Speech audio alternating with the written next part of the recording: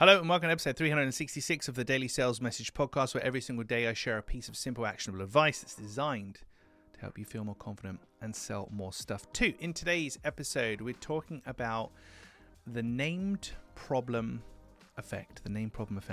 My ability to articulate the problem that I solve. Will communicate to you my ability to solve that problem. So the better I can explain the problem that I solve, the more likely you'll feel that I am to actually solve that problem.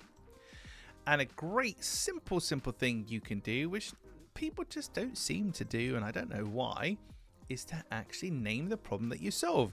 Now, there might be an actual given name for it. So if there is, Google it, find it, use it. But if not, create the name. I worked with a client recently. They have a pricing SaaS product, software as a service. Lovely company, lovely people. They have a pricing SaaS product.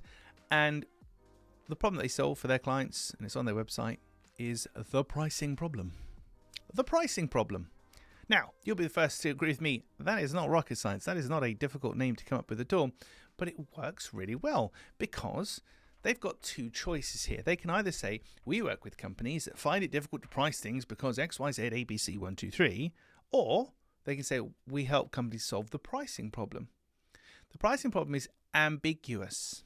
It's ambiguous. Your buyer is going to put their own meaning into it. So if they have a problem with data entry or wrong this, incorrect that, blah, blah, blah, when you're saying we solve the pricing problem, they presume the pricing problem encompasses the thing they're thinking about, which of course it does. But we achieve that connection point with that buyer without having to explicitly list out all of the things that we do and potentially bore them and lose them.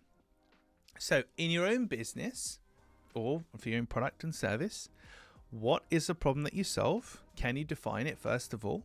And for many, they can't. Many people I speak to cannot define the problem or problems that they solve. So that's your first step.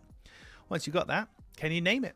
Simple as that. And it could be the blah blah problem, the blah blah challenge, the blah blah paradox.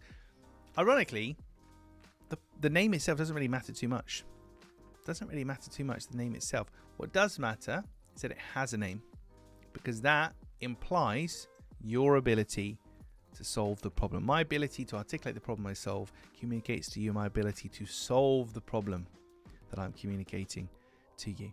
So think about the problems you solve, define them, name them, use that in your messaging, and notice how much more confident you feel and how much more your message just lands with people when you start to use that kind of stuff.